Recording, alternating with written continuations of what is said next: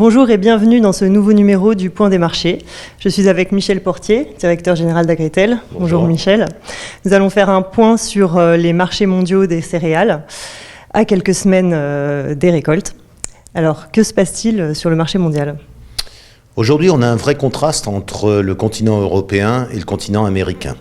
Aujourd'hui, sur le continent européen, tout se passe bien. Nous rentrons chez Agritel d'un grand tour justement sur la Russie et sur l'Ukraine. Très clairement, sur la Russie, aujourd'hui, on s'attend à une récolte de blé exceptionnelle, certainement proche des 80 millions de tonnes. En Ukraine, idem, des conditions climatiques exceptionnelles avec aujourd'hui une estimation de récolte de blé que l'on considère proche des 30 millions de tonnes aussi. Donc un record.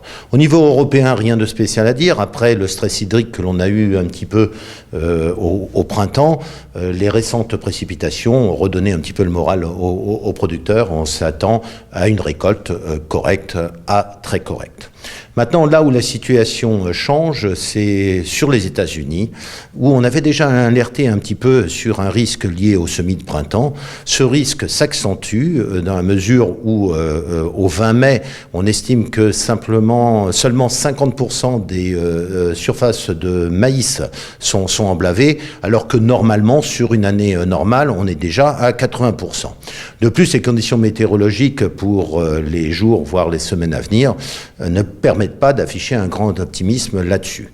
Dans ce contexte, on s'attend à une forte baisse des surfaces de maïs aux États-Unis. Qu'est-ce que ça a comme impact ? Une hausse des cours sur Chicago, c'est normal, c'est d'autant plus que les fonds étaient très short, en position très vendeuse, mais automatiquement, ça a un impact, même si les bilans mondiaux restent confortables en blé, ça a un impact sur les autres céréales. Ainsi, la hausse des cours du maïs, qui est logique liée à l'adversité climatique, notamment sur la Corn Belt, a un impact sur les cours du blé, puisque l'écart de prix entre le blé et le maïs ne peut pas indéfiniment se réduire à zéro. Donc c'est le maïs aujourd'hui, et notamment la situation du maïs aux États-Unis, qui permet au cours de rebondir. Et que se passe-t-il sur le marché des oléagineux ? Alors, sur les oléagineux, là, c'est peut-être un petit peu l'inverse. Alors déjà, si on commence à parler du colza, qui intéresse beaucoup nos agriculteurs, la situation du colza en Europe, elle est mauvaise. Elle est mauvaise en Allemagne, elle est mauvaise en France. Et chez Agritel, on est relativement bas en termes de chiffre de production, en tout cas bien plus bas que l'USDA, qui affiche encore un peu plus de 19 millions de tonnes d'estimation de production pour la récolte 2019. Nous travaillons avec un chiffre de 17,3 millions de tonnes. Pourquoi cela ? Il y a eu déjà les surfaces qui ont été abandonnées au niveau des semis d'automne compte tenu du déficit hydrique. En plus, il y a eu des dégâts de gel. Après, il y a eu des dégâts d'insectes. Bref, on va dire que le climat n'a pas été propice aux cultures de colza. Est-ce que pour cela les cours du colza vont grimper ? Ce n'est pas certain parce que on est dans un complexe oléagineux. Et maintenant, si on parle du tournesol, il y a certes une baisse des surfaces de tournesol en Russie et en Ukraine attendue, mais ça reste quand même relativement confortable. L'huile de palme, après avoir touché un plus bas récemment, rebondit un tout petit peu. Reste le soja. Soja, même problématique un petit peu que le maïs. Donc, si la pluie tombe sur la Corn Belt, elle tombe aussi sur les surfaces de printemps à emblaver en soja. Toute la question reste de savoir un petit peu, est-ce que les agriculteurs, les farmers américains vont switcher une partie de leur surface destinée initialement au maïs vers le soja.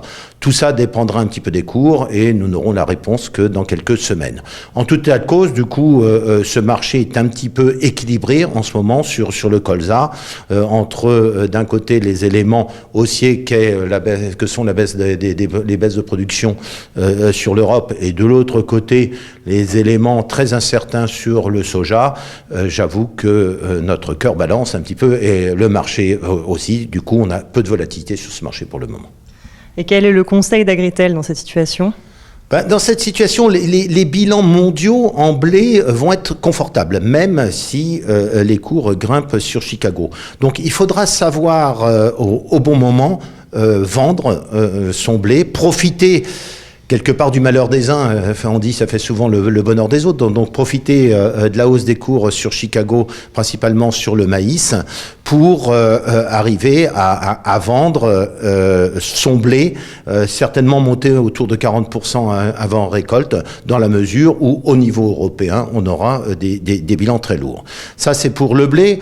Pour le maïs, on va dire contraste entre le maïs aux États-Unis qui pourrait monter, mais le maïs en Europe qui restera lourd. C'est d'autant plus que sur l'Europe de l'Ouest, on importera certainement encore beaucoup de maïs d'origine mer Noire et principalement Ukraine.